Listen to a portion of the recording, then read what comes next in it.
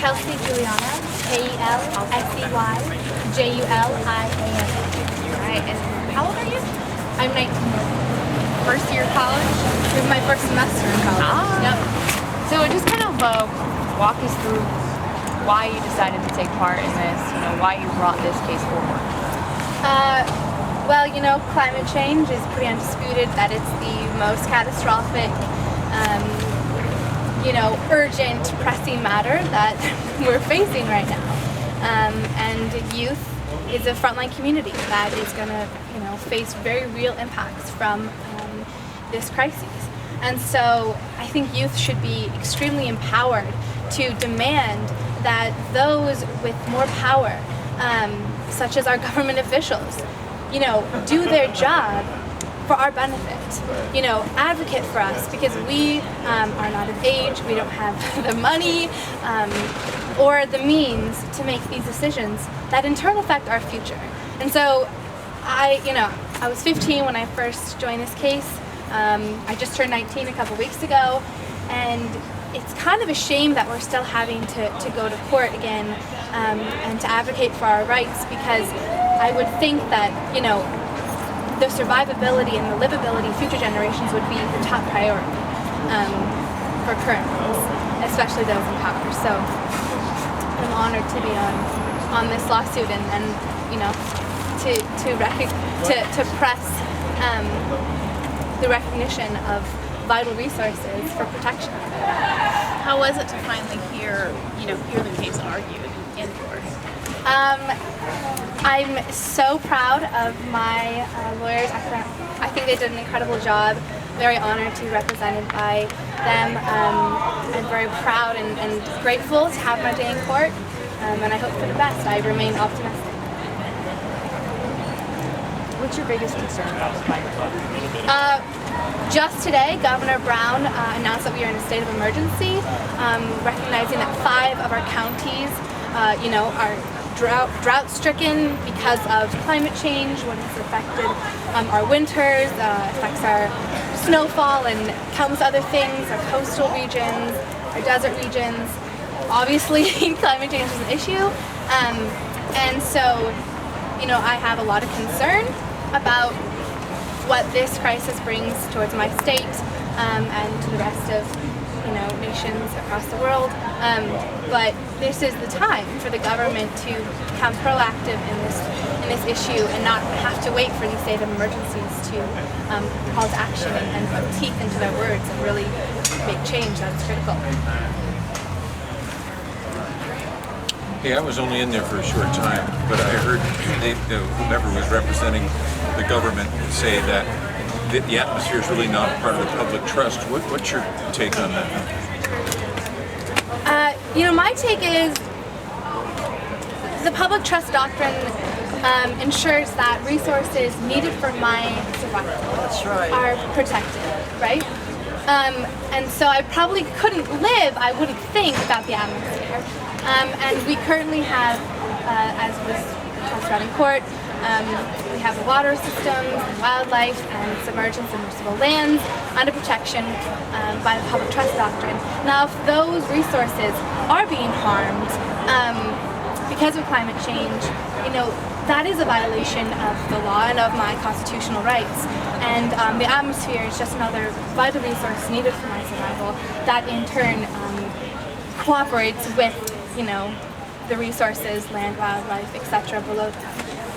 So, how was it for you? Like frustrating to hear that same old line? What were you feeling? I don't know my thoughts there. You can answer that question about the state's argument.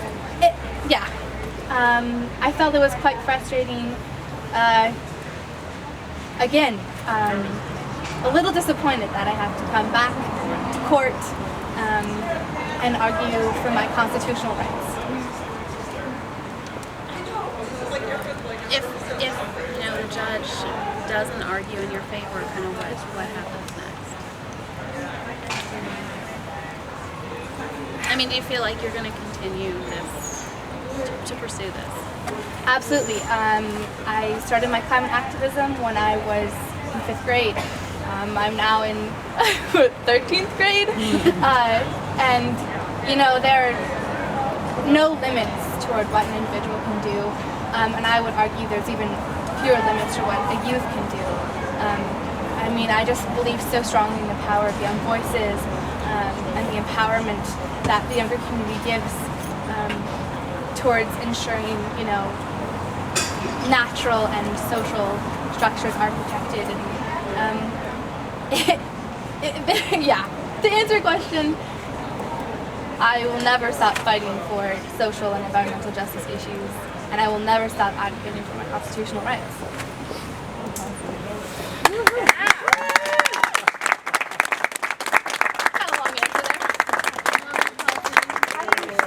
How do you feel that this kind of incorporates into the state of Oregon being on the forefront of a lot of these issues and these shifts? Yeah, so if the state of Oregon, you know, is known for being on the forefront of progressive, forward-thinking measures, then why am I being resisted and argued on? You know, we need to put action into our words. We need to create, you know, real scientifically based plans. We need to, you know, reduce our CO2 emissions and not just talk about reducing those emissions. We are a leader. That's for sure, and I think that was even brought up in court, that, you know, we are one of the more progressive states out there, but we're still not doing our part. And because we are, you know, quote unquote a leader, as far as, you know, being progressive and green, then it's time to harness that responsibility and prove ourselves.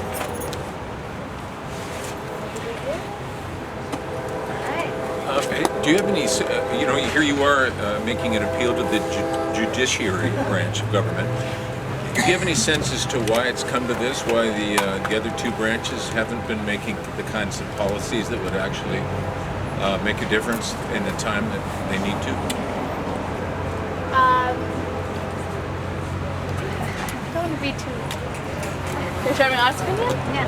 Okay. I want to be nice. Frankly, the decisions being made are on their time. They're outdated and they're not pressing matters. And I'm a young person standing in front of my government branches saying this is a pressing matter. This is affecting me directly. And I know science can tell us that it will affect future generations very directly. So, you know, it's not on their timeline. It's not on their schedule, but it needs to be, because it certainly is on mine.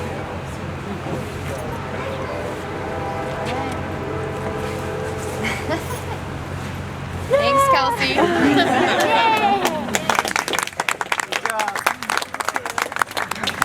Get the mic from you. It's very likely that I'll still be alive. Yeah, absolutely.